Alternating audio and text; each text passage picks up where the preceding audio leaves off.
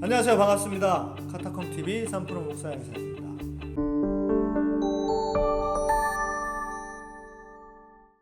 오늘 주제는 염려는 죄다입니다. 아니, 염려가 죄라고요? 사람들이 세상을 살면서 염려하지 않고 살 수 없을 텐데 어떻게 염려가 죄라고 하는가? 이런 생각을 번뜩 하시는 분들이 계실 겁니다. 세상 사는 동안에 염려 없이 살 수 있는 사람이 있어? 그런데 염려까지 죄라고 하면 야, 이거 너무 어려운 거 아닌가? 하는 그런 생각이 드실 수도 있을 겁니다. 근데 저도 충분히 이해합니다. 그런데 제가 왜 염려가 죄라고 하는지 오늘 말씀을 따라가 보시면 이해하실 수 있을 겁니다. 우리는 살면서 염려하지 말아야 될 이유, 이렇게 설교를 듣거나 많은 이야기를 들어보신 적이 있으실 겁니다.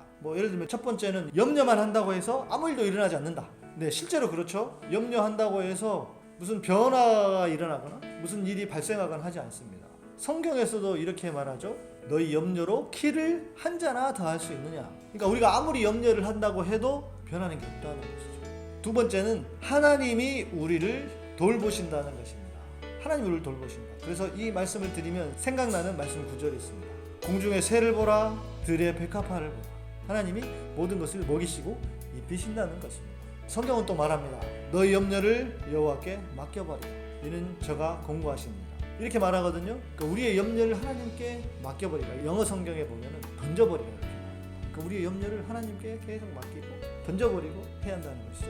세 번째는 우리가 살아가다 보면 하는 수많은 염려들이 아직 일어나지 않았거나 벌어지지 않을 일들, 이런 일들이 한 40몇 %가 된다고 제가 어디선가 읽어본 적이 있습니다.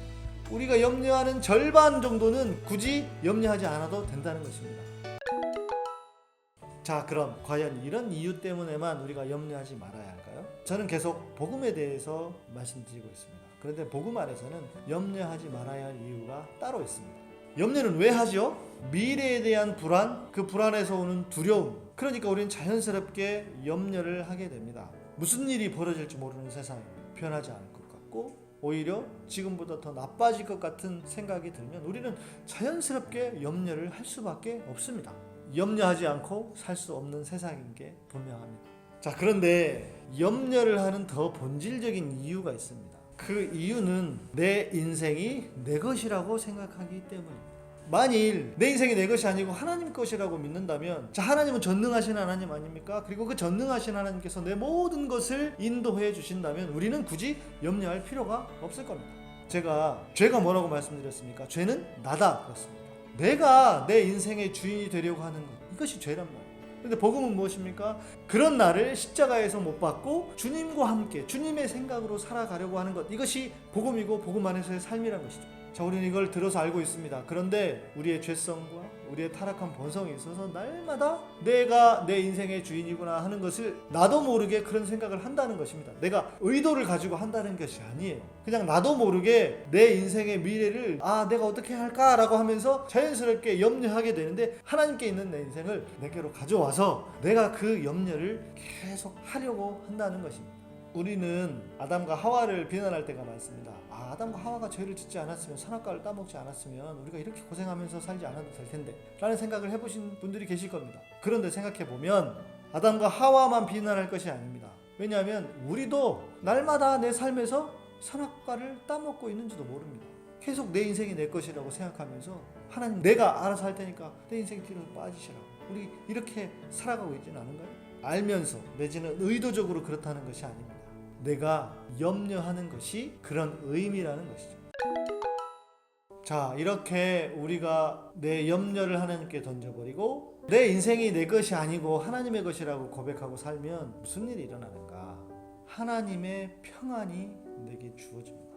하나님이 나를 통치하시고 나를 다스리심으로 하나님이 주시는 평안, 세상은 알 수도 없고 세상은 줄 수도 없는 그 평안이 내 삶에 주어져서 내가 그 하나님의 평안한 상태가 되는 것. 만사형통하는 게 아니고 만사형통하다고 내가 그렇게 믿고 살아가게 되는 것이죠. 그런 하나님의 평안함이 내 삶에 와서 나를 다스리고 나를 통치하는 것, 이것을 성경은 샬롬이라고 합니다. 염려하는 나에서 하나님의 통치와 하나님의 다스림 때문에 내 안에 하나님 주시는 평안함과 그 기쁨이 흘러넘치는 것, 이것이 복음이고 복음 안에서의 삶이 되는 것입니다.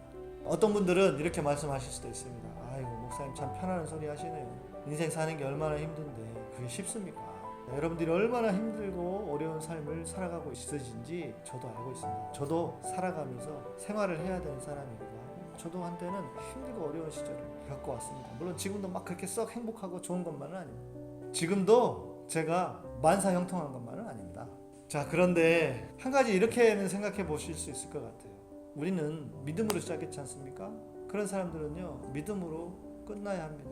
믿음으로 시작한 사람은 믿음으로 맞춰져야 한다.